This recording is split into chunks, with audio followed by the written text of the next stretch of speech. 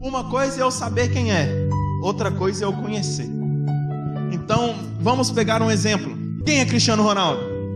Um grande astro. Para mim, hoje é o melhor jogador. Eu acho ele melhor do que o Messi. Mas, parando nisso, eu não conheço ele na intimidade. Com a família, com o filho, com a esposa. Eu não sei como que é ele na intimidade, mas eu sei quem ele é. E isso acontece com muitos de nós. Nós vivemos com algumas pessoas e só conhecemos aquelas pessoas porque nós vivemos com elas. Paulo sabia quem era Jesus. Paulo sabia, tanto que ele perseguia os seguidores de Cristo.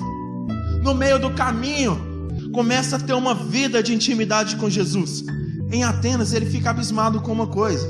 Atos 17, 22. Estando Paulo no meio dos varões atenienses, em tudo vos vejo um tanto supersticiosos, porque passando eu e vendo os vossos santuários, achei também um altar em que estava escrito: ao Deus desconhecido.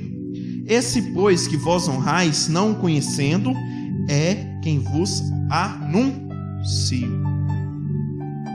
A cidade de Atenas, ela passava por uma peste, por uma praga. Algo muito semelhante ao que tem acontecido hoje. Eles começaram a adorar os vários deuses que existiam na época. Havia um Deus, o qual eles não tinham adorado. Epimênides diz: vocês já adoraram a todos os muitos deuses que vocês têm. Vocês já adoraram a todos eles e nada resolveu.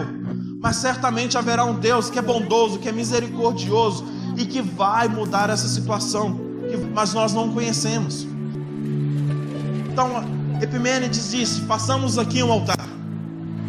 Então chegaram aqueles incumbidos de construir o altar. Qual a forma desse Deus?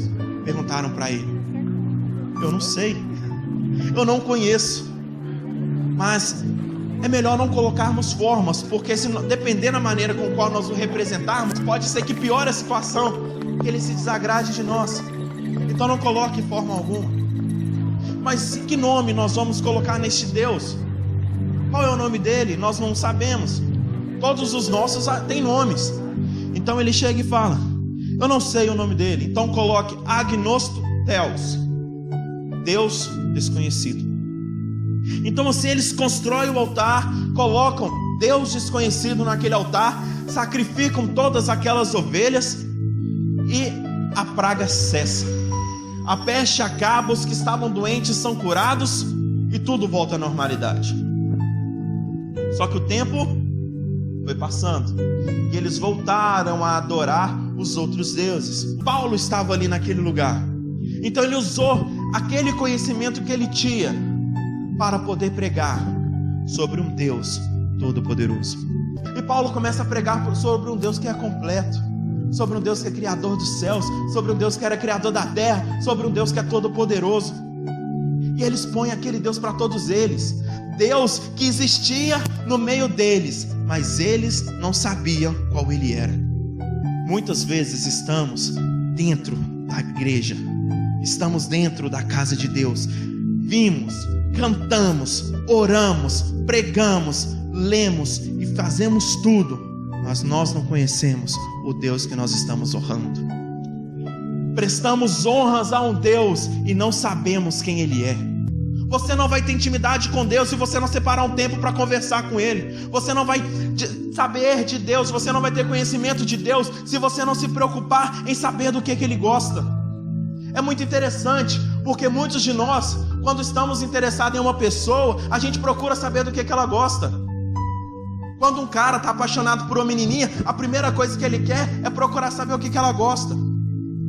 Quando o cara está gostando de uma menina, quando a menina está gostando de um cara, a primeira coisa que ela procura saber é saber o que ele quer, o que ele gosta.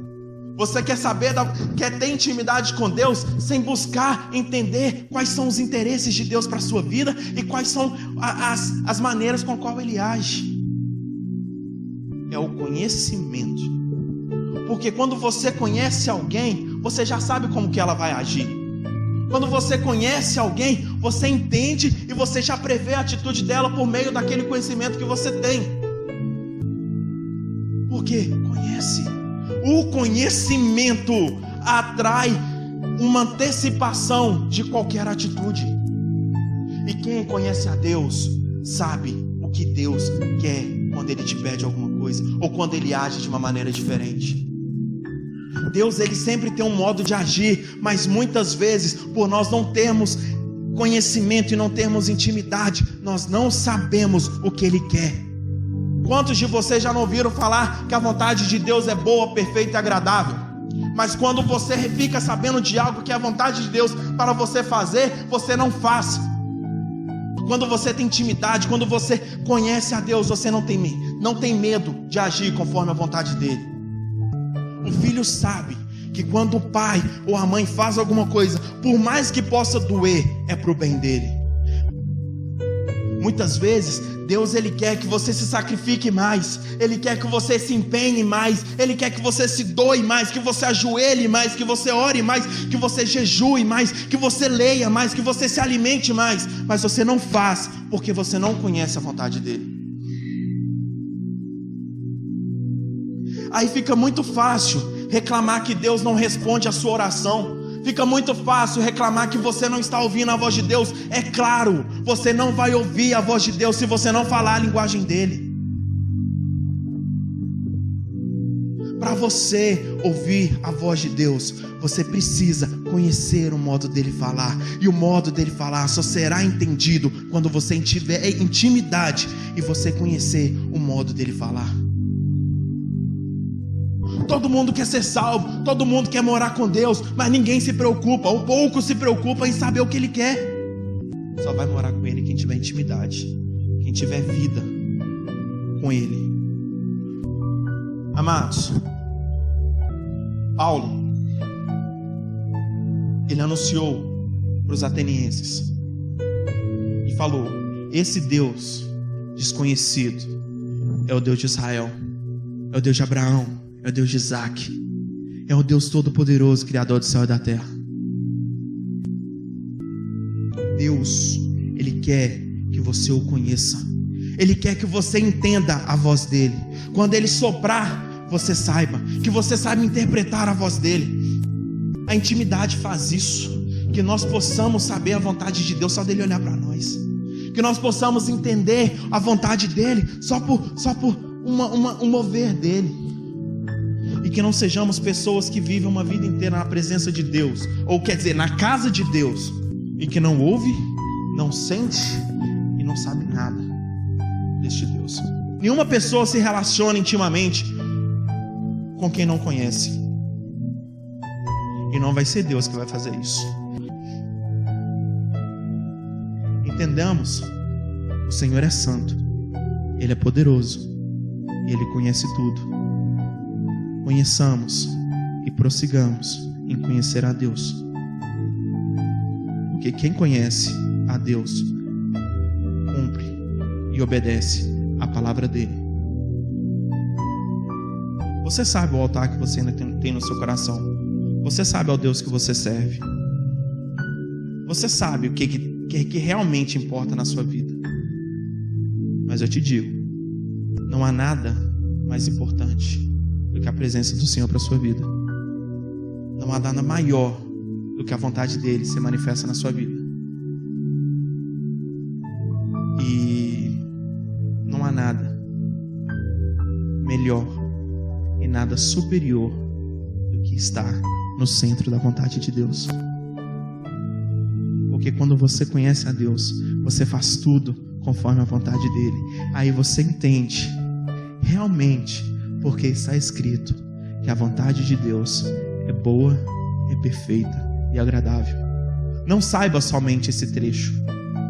Viva, entenda e compreenda o porquê a vontade dEle é boa, é perfeita e agradável para a sua vida. Você conhece como tem sido sua vida com Deus? Você conhece o altar que tem no seu coração? Será que o altar que está aí, qual o nome que está escrito? Ao Deus desconhecido? Ao Deus que minha mãe serve? Ao Deus que o pastor fala aqui? Enquanto ele fala, eu fico pensando nas menininhas bonitinhas que estão lá fora, fico pensando nos menininhos bonitinhos que estão lá. Que Deus é este que tem o altar no seu coração? que este altar venha estar escrito: Rei dos reis, Senhor dos senhores, aquele que era, aquele que é, aquele que há de vir, Alfa, Ômega, início, fim, aquele que tem em suas mãos a vida, aquele que domina os mares, aquele que está no mais alto, aquele que está em todos os lugares, o onipotente, onipresente, onisciente, o Deus Todo-Poderoso. Que o seu coração, que a sua vida seja entregue a este Deus, porque somente Ele é capaz de te fazer viver o melhor. Somente Ele é capaz de dar sentido à sua vida. Se você procura um sentido, o sentido da sua vida se chama Jesus Cristo, o Rei dos Reis.